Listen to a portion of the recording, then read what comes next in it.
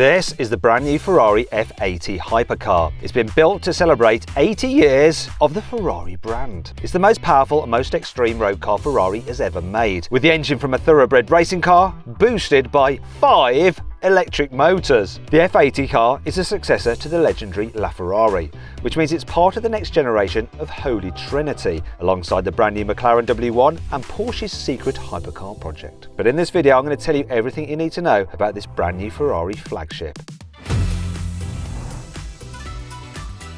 The new Ferrari F80 has big shoes to fill. It has to look more extreme than the LaFerrari, which is one of the wildest looking cars ever designed, and it has to turn more heads than the McLaren W1. But Ferrari has a big problem, and it's all to do with billionaires, specifically the kind of people who order completely bespoke one-off Ferraris like the SP8 Roadster and the KC23. These owners would probably get their prancing horse knickers in a twist if a production Ferrari turned more heads than their one-off hypercars. That could explain why the new F80 doesn't have the same visual shock value as the LaFerrari did when it was revealed in 2013. The black band across the F80's nose looks very similar to what you get on the new 12-cylinder Grand Tourer, and the front end doesn't have anywhere near the same impact as the pointed design on a LaFerrari or an Enzo. It's the same story down the side. Sure, the 20-inch and 21-inch carbon wheels look great, especially with this two-tone finish, but the car silhouette looks a bit tame for a hypercar, even though the roof is 5 centimeters lower than the one on the LaFerrari. There are some cool aerodynamic details if you look closely though, like the fins behind the side windows and the heavily contoured side skirts. But the back reminds me of an SP3 Daytona, just without the cool retro influences. The rear wing is much bigger than on any Ferrari since the F50, so at least that does scream hypercar! But even the wing has a pretty conventional design, and it certainly doesn't have the same gymnastic abilities as McLaren's long tail wing on the W1. But do you agree with me, or do you think I'm talking nonsense? Let me know what you think of the look of this new Ferrari hypercar. If you thought the F80's bodywork was divisive, wait until you hear about the engine, because it's going to make some people very angry. Since the F50, every Ferrari built to celebrate the company's anniversary has come with a huge, naturally aspirated V12 engine. But the new F80 has a 3-litre twin-turbo V6 that's based on the one in the 296 GTB. What the hell is even that? But don't stop sharpening your pitchforks yet.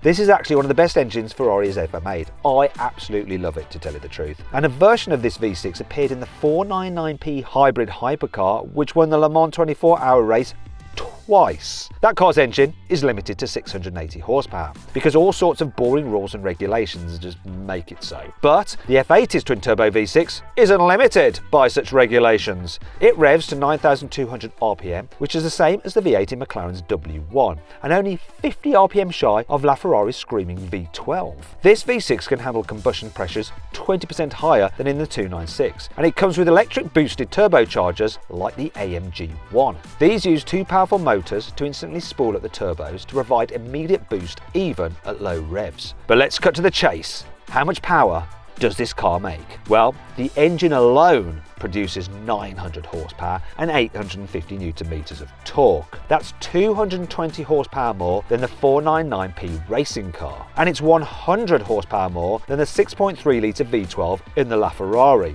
See, bigger isn't always better. But that's not all, because the new F80 is a hybrid. It doesn't use a single electric motor like the old LaFerrari or the McLaren W1. Ferrari has given it a similar system to the SF90 and the 499p. So, as well as 2 electric motors that help spool up the turbos, you get 1 motor at the back to help drive the rear wheels and 2 motors driving the front wheels. There's no electric-only drive mode. Ferrari says that wouldn't be in keeping with the car's mission. These motors are only there to boost the V6 power's output, which they do by 300 horsepower combined. This means the F80 produces a whopping 1,200 horsepower in flat-out qualify mode. That's more than any Ferrari road car ever. But is it enough? Because I know what you're thinking. This new Ferrari has all-wheel drive and electric turbos and a tri-motor hybrid system, so surely it's going to be really heavy. Well, Ferrari has thought about that, and it developed a completely new carbon chassis for the F80 to try to keep the weight down. It's light, stiff and narrow, although this had a very strange effect on the interior. which I'll show you in a bit. It uses 3D printing for the first time on a Ferrari road car to make the front suspension as light as possible. The 2.3 kWh battery is also very small, even by hypercar standards, and this helps keep the weight down. Overall, the F80's dry weight is 1,525 kilograms, which is 45 kilograms lighter than an SF90. However, that isn't exactly a flyweight. McLaren has set the bar very high with the new W1, which only weighs 1,399 kilograms dry. So, how do these two cars compare in terms of power to weight ratio? Well, the Ferrari F80 produces 787 horsepower per tonne, which is a healthy 150 horsepower more per tonne than the SF90 has, and it's about 140 horsepower per tonne more than the old LaFerrari had. But the new 1,275 horsepower McLaren W1 cranks out 911 horsepower per tonne. So that's 124 horsepower per tonne more than this new Ferrari. How does this translate into real-world performance? Well, the Ferrari F80 accelerates from 0 to 62 miles an hour in 2.15 seconds. That's over half a second quicker than the McLaren W1. But really that's no surprise, given that the Ferrari is all-wheel drive and the McLaren is just rear-wheel drive. The F80 hits 124 miles an hour, also known as 200 kilometers an hour, in 5.75 seconds. But at this point, the McLaren is only 0.05 seconds behind, thanks to its improved power to weight ratio. Ferrari doesn't quote a 0 to 186 miles an hour or 0 to 300 kilometers an hour acceleration figure, but I expect it to be slightly behind the McLaren's. That car hits 186 miles an hour from rest in an astonishing 12.7 seconds. That is quicker than a Bugatti Chiron. Ferrari says the F80 has a top speed of 217 miles an hour, so you wonder why they didn't bother quoting that figure. Is it because they know it's not as good as what the McLaren can do? I believe it probably is. Anyway, the top speed of 217 miles an hour is still impressive, isn't it? It's fast, but it's not exactly headline news these days. Koenigsegg and Hennessy are knocking on the door of 300 miles an hour with their latest hypercars. And General Motors has just cracked 233 miles an hour in a stock Corvette ZR1. Yeehaw! That car costs about a twelfth of the F80's asking price. But more on that a little bit later on. Hypercars often come with unusual seating positions. Take the McLaren W1 and AMG 1 for example. They have fixed seats and adjustable pedals to make sure you sit as low as possible in the chassis for perfect weight distribution. Ferrari has given the F80 an adjustable driver's seat and a fixed passenger seat. What? In fact, the whole passenger side of the cabin has been made narrower and shifted backwards. This means the driver's seat can be moved closer to the centre of the car to give you a better view out. Oh, that makes sense now. It's similar to the layout of the 499p racing car, which has some space beside the driver, even though it's not designed to carry a passenger. The rest of the F80's cabin is more luxurious than your average endurance racing car, but there are plenty of design cues borrowed from Ferrari's Le Mans hypercar program, such as the square steering wheel, which also has physical buttons on it rather than haptic controls like the SF90. They're really annoying, I hate them. However, despite the analog controls, the rest of the F80's cabin is a bit of a screen fest. And my experience of infotainment systems on Ferraris is a little bit Anyhow, let's go on to something Ferrari is brilliant at: suspension. Believe it or not, the F80 actually shares some of its suspension components with the Puro Sangue SUV.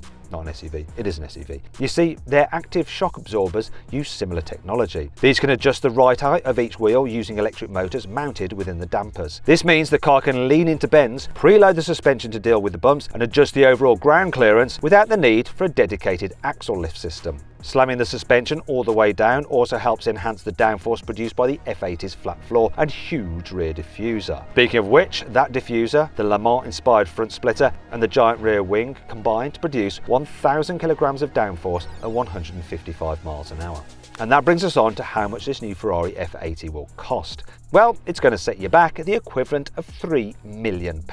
Ferrari will build 799 of these cars, and every single one has already been sold. Still, how does this compare to McLaren's new hypercar, the W1? Well, that car costs a mere £2 million, and it's even more exclusive than the Ferrari because only 399 will be made. However, just like the F80, that car is also completely sold out. Didn't get your name on the list for either of these hypercars? Well, if the LaFerrari is anything to go by, there might be a convertible aperta version of the F80 along in a few years' time. If that doesn't float your boat, Porsche is also working on its own hypercar, as previewed by this gorgeous Mission X. The car is just a concept for now, but Porsche set itself some pretty ambitious and specific targets, which suggests it's pretty serious about putting some kind of next generation hypercar into production. For example, if the Mission X did go into production, Porsche claims it would have a power to weight ratio of 1,000 brake horsepower per tonne. That's significantly more than the Ferrari F80 and even more than the featherweight McLaren W1. The Mission X should also produce more downforce than a 911 GT3 RS, and it should be the quickest road legal car around the Nürburgring Nordschleife. That last goal is particularly ambitious because it would have to beat the record just broken by the AMG 1. That car managed to complete a lap in 6 minutes and 29 seconds. The Mission X concept